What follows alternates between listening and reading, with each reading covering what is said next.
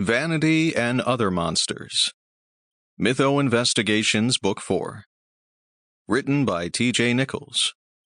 Narrated by Roberto Scarlato. Chapter 1. Jordan's fingers tightened around the beer bottle. When he'd invited his friends over, he wasn't sure if they'd come or if he'd still be able to call them friends. The media had been relentless over the last 48 hours. They were digging up whatever they could on him and Edra, and speculating in the worst possible way about the exact nature of their relationship. His friends weren't any better in that regard. No, I didn't fuck him when he was a dragon. He didn't want to fuck Edra as a dragon. That would be weird, wouldn't it?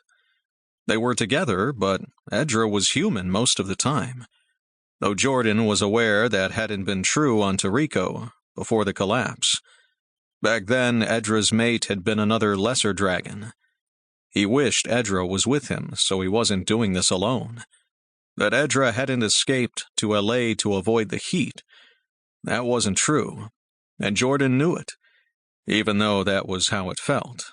The Elvish king had sent Edra to sort out the vampires who wanted to take over San Francisco. Jordan wasn't sure what was worse, dealing with the media writing about his sex life, or facing ambitious vampires. "But he fucked another dragon while you two were together," Pete said. "You hated when Devin cheated." That was different. And it was because Devin had been cheating. Edra had asked, kind of, beforehand, even though he'd been pushed into fathering a clutch for the rookery because people had wanted to force him to choose. Humans or mythos. Edra had been devastated after. Jordan would never forget the way he'd been scrubbing himself in the shower to remove her scent or the look in his eyes.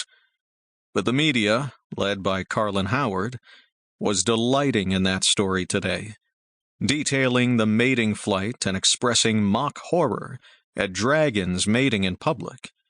The pearl clutching was starting to wear thin, and sounding a bit too much like the bullshit he'd grown up with. He hated that his dating life was suddenly mainstream entertainment and talk show debate topics.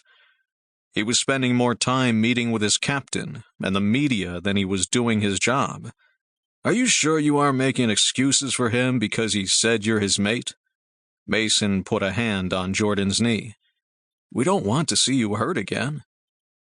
Yet they had all played the wounded party, because Jordan... Sample complete. Ready to continue?